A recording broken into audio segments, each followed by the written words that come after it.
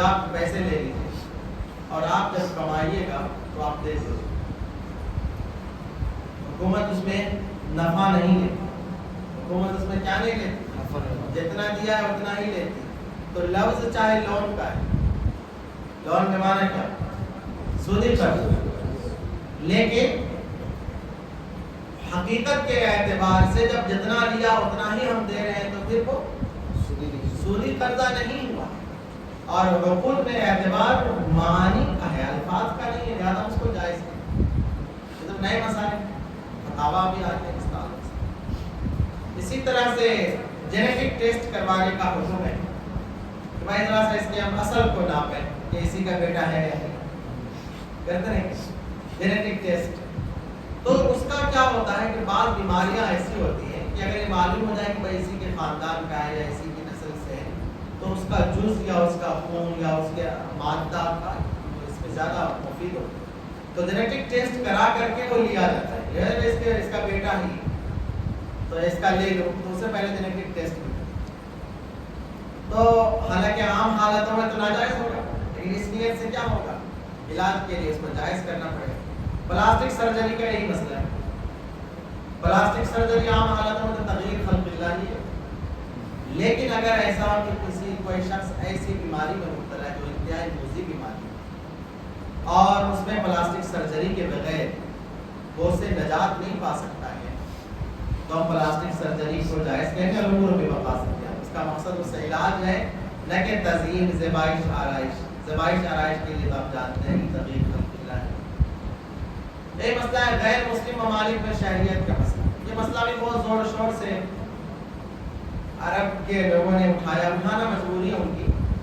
ایک حدیث بھی ہے، جس زمانے میں ظاہر ہے کہ ہجرت فرض تھی، مدینے میں آنا ضروری تھا چونکہ ماحول بنانے کے لیے بھی کہ رسول اللہ صلی اللہ علیہ وسلم نے ارشاد فرمایا بریء من مسلم یقیم بین ظہرانئی المشرکین، کہ میں بری ہوں. اور ایک غزبے میں بھی کچھ مسلمان جو وہیں رہتے تھے ان کی شہادت وہ قتل کر دیے گئے تھے تو نا واقفیت کی وجہ سے، تو وہاں بھی آپ علیہ السلام نے کہا تو میں بری ہوں اس مسلم سے جو کافروں کے درمیان ہے.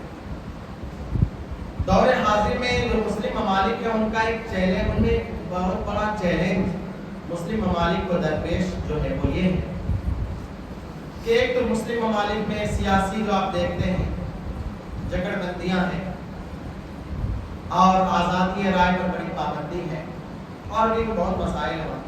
ان مسائل کی وجہ سے جو لوگ ذہین ہوتے ہیں، باصلاحیت ہوتے ہیں سائنس میں اور بھی دیگر موضوعات میں، وہ ہجرت کر کے مغرب چلے جاتے ہیں. چونکہ مغرب قدردان ہوتا ہے.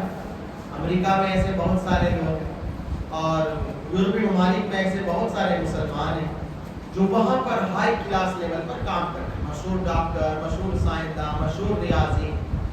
تو یہ لوگ وہاں جاتے ہیں، وہاں ان کو عزت ملتی ہے، وہاں ان کو آزادی ہے، کام کے بھی بہترین مواقع ملتے ہیں. مسلم ممالک میں کام کے لیے تو مواقع چاہیے، تجربہ گاہ چاہیے، لیبارٹریز چاہیے، وہ سب ان کو نہیں ملتی چیزیں. تو اور سیاسی طور پر بھی کیا مسائل آپ جانتے ہیں، تو وہ چلے جاتے ہیں. تو وہاں جو مصلحین ہیں مسلم ممالک کے، انہوں نے اس حدیث کی روشنی میں سوچا کہ مذہبی بنیادوں پر ہم ان کو روکنے کی کوشش کریں. خیر وہ ایک الگ مسئلہ ہے. نفس مسئلہ کیا ہے؟ ہمارے پاس کوئی پوچھے، ہم تو خود رہتے ہیں وہیں میں، اگرچہ ہم کبھی رہتے تھے مؤثر بن کر اور اب ہیں متاثر بن کر، یہ فرق ہے. تو اگر رہا جائے دعوت کی نیت سے تو مستحب ہوگا، جائز نہیں ہوگا بلکہ کیا ہوگا؟ مستحب ہوگا. اور اگر رہا جائے کہ بھائی وہاں پر رہنے اور انہیں کا سماج اچھا ہے اور وہی لوگ جو ہے صحیح لوگ معلوم ہوتے ہیں، انہیں کی تہذیب صحیح معلوم ہوتی ہے، تو ایک طرح سے استغفاف بالدین ہوگا. اور اس کی وجہ سے ہمیں کیا کرنا پڑے گا کہ ہم اس کو مکروہ کا فتویٰ دیں، کفر کا تو نہیں دیں. اور بھی مسائل ہیں. ذبح کے لیے الیکٹرانک شاک لگانا، اب کیا کریں گے؟ اس کو لگانا اتنا عام ہو گیا ہے تو کہتے ہیں کہ ہلکا اگر لگایا جائے جانور کو تکلیف نہ پہنچے کہ چلو ٹھیک، اور اگر زیادہ لگے، تڑپ جائے، پریشان ہو جائے تو ہم اس کی فتویٰ دیں. کنویں کے مسائل میں پانی وغیرہ کی جو صفائی کا مسئلہ آتا ہے تو پہلے تو کنواں کو کیا کریں؟ خالی کر دیں. آج کی پمپنگ سیٹ، اب کیا کریں؟ اب وہاں صفائی کا کیا مسئلہ ہے؟ پانی اگر آ رہا ہو پمپنگ سیٹ کے ذریعے سے پانی آ رہا ہو، کیا اندازے سے نکال لو، کیا کہیں گے؟ اندازے سے نکال لو۔ تو اس طرح کے مسائل کو آپ دیکھیں، بہت سارے مسائل، اسی لیے دو قاعدے ہیں، دو قواعد اس میں بھی لے لو، العبرۃ فی العقود للمقاصد میں۔ ایک مسئلہ لوگ پوچھتے ہیں کہ زندگی میں ہی لوگ کیا چاہتے ہیں کہ ہمارے بعد ہماری اولاد کو صحیح طور پر حصہ مل جائے اور بعد میں ہماری اولاد میں اختلاف نہ ہو، تو میراث کی تقسیم کا وصیت نامہ بنا دیتے ہیں۔ ایسے بہت سارے لوگ دیندار لوگ کرتے ہیں کہ زندگی میں ہی کیا بنا دیتے ہیں؟ وصیت نامہ بنا دیتے ہیں۔ تو لفظ ہے وصیت نامہ، مگر کیا وصیت ہے؟ وصیت نہیں ہے، وہ اصل تو میراث کی تقسیم کر رہا، یہ نہیں کر رہا ہے یہ تو العبرۃ فی العقود للمقاصد والمعاد، اس کا ہے لفظ چاہے وصیت نامہ کا، لیکن وصیت نامہ نہیں ہے، وہ اصل تو مرنے کے بعد کہہ رہا ہے میری میراث اس طرح تقسیم کر دیں، تو اس کو ہم میراث نہیں مانیں گے، وصیت اس کو ہم نہیں مانیں گے۔ اسی طرح سے سرکاری قرضہ ہوتا ہے اور سبسڈی ہوتی ہے، کسانوں کو جو حکومت دیتی ہے، قرضہ دے دیا اور سبسڈی دے دی، کہا کہ ٹھیک ہے 5 لاکھ قرضہ دے دیا تمہیں، تو قرضہ جو دیا جاتا ہے تو قرض کے حساب سے اس کی سود کا مسئلہ چلتا رہتا ہے، 5 لاکھ دیا تو 6 لاکھ دیا۔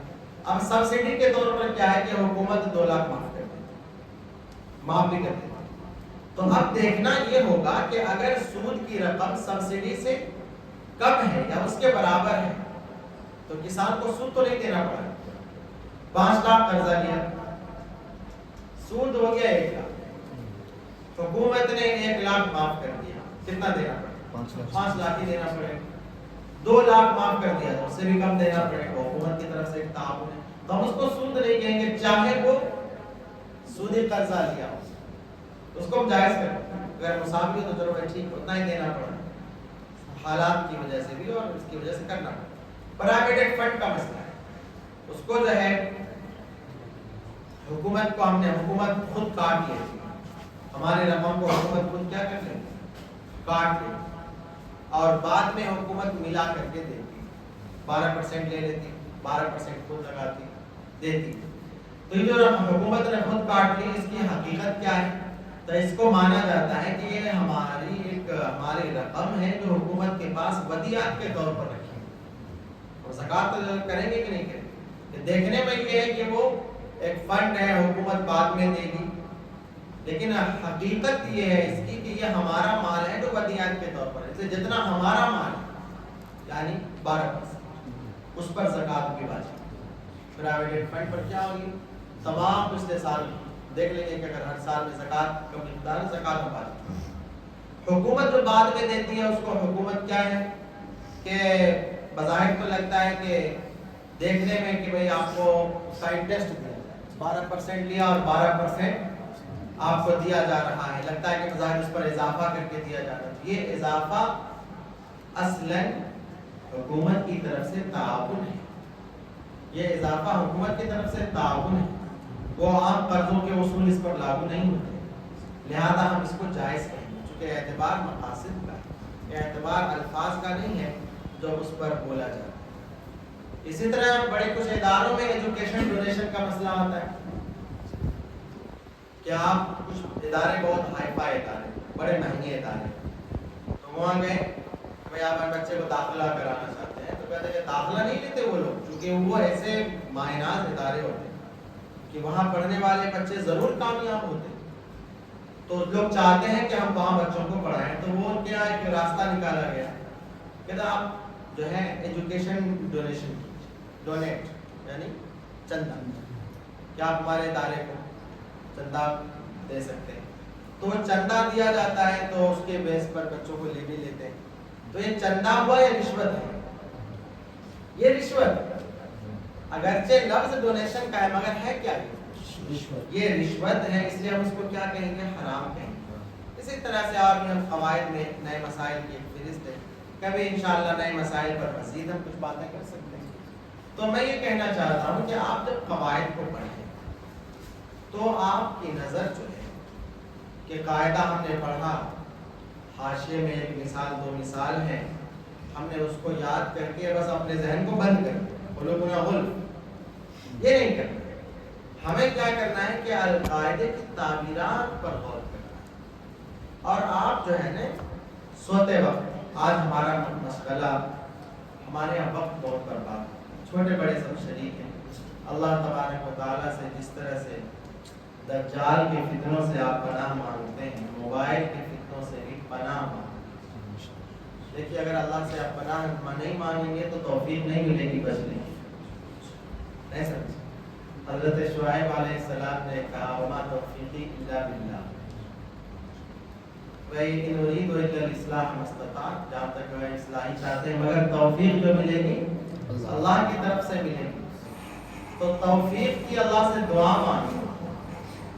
زندگی بہت قیمتی ہے، بہت قیمتی ہے زندگی، ایک ایک لمحہ بہت قیمتی ہے زندگی کا، وقت بہت قیمتی، اس لیے وقت کے ایک ایک جز پر اللہ نے قسم کھائی ہے۔ فجر کی الگ قسم ہے، عصر کی الگ قسم کھائی، رات کی الگ قسم ہے، دن کی الگ قسم ہے، چاشت کے وقت کی الگ قسم ہے، قسمیں ہیں، زمانہ کی مطلق قسم ہے۔ تو کل ملا کر کے آپ اس فتنے سے پناہ چاہتے ہوئے آپ اپنے اکابرین کے کچھ فتاوا کو سامنے رکھ کر کے سویا کریں۔ آپ کے تکیے کے پاس کوئی ایک کتاب، یہ کتاب پڑھتے ہوئے نیند بڑی اچھی آتی ہے، شیطان کو پڑھنا پسند نہیں ہے۔ ہاں اگر موبائل آپ کے رہے گا تو اس کو پھر موبائل تو اس کے کام کی چیز ہے تو وہ پھر آپ کو لگا دے گا، پھر آپ کی نیند بھگا دے گا۔ لیکن اگر آپ کتاب پڑھیں گے، حضرت امام اعظم ابو حنیفہ رحمۃ اللہ علیہ کے بعد ایک شخص ہے، کہا تھا ہم نے زمین میں خزانہ دفن کیا تھا، بھول گیا کہاں ہے، کہا کہ ایسا ہے نماز میں آج رات کو قیام لیل کر، لوگوں نے کہا دیا جی جواب، کہا کہ تم کرو تو میں بتا۔ تو قیام لیل کرنے چند ہی رکعت بھی پڑی تھی کہ اس کو شیطان نے یاد دلا دیا تم نے کہاں پر جو ہے اپنا خزانہ دفن کیا، اس کو اس نے مزاق۔ اسی لیے خاص طور سے قرآن پڑھتے ہوئے اعوذ باللہ من الشیطان الرجیم کا حکم دیا گیا۔ بہت بے رحم دشمن ہے، عدو المبین کا ترجمہ ہے بے رحم دشمن۔ کیا ہے؟ بے رحم دشمن۔ اور کیا ہے کہ وہ اصلاً ہر طرح کا نقصان پہنچانا چاہتے ہیں۔ تو آپ کتاب اپنے بڑوں کی لے کر کے تکیے کے پاس آپ کی کتاب، ہر ہمیشہ ایک کتاب آپ کے مطابق۔ تو اس ناحیے سے بھی فتاوا کو آپ پڑھیے کہ دیکھیں قواعد سے کتنا استفادہ ہے۔ ہم نے جو مسائل آپ کو بتایا وہ بڑوں کے فتاوا ہی سے تو ہم نے چند کتابیں پڑھی، یہاں دیکھا وہاں دیکھا، کچھ کیا، تیار کیا۔ تو آپ جو ہے جو اپنے بڑوں کے جو فتاوا ہیں آپ اس کو اس ناحیے سے پڑھیے کہ دیکھیں قواعد سے کتنا استفادہ کیا جائے، تب آپ کو انشاءاللہ ملکہ فقیہ پیدا، تب آپ ایسے مفتی بنیں گے جس کی امت کو ضرورت ہے۔ اللہ تبارک و تعالیٰ آپ سب کو علم نافع عطا فرمائے، آپ کے یہاں رہنے کو قبول فرمائے اور آپ کو طلب صادق عطا فرمائے، اخلاص نیت عطا فرمائے، اور علوم اسلامیہ کا خاص طور سے فقہ علوم کا آپ کو ماہر بنائے۔ اللہ تعالیٰ آپ کے اساتذہ کو جزائے خیر عطا فرمائے اور ان کی خدمات جلیلہ کو قبول فرمائے، اور ادارے کے محترم حضرت مولانا مفتی محمد احسان صاحب کو اللہ تعالیٰ جزائے خیر دے، صحت و عافیت کے ساتھ ادارے کو خوب ترقیات عطا فرمائے۔ وآخر دعوانا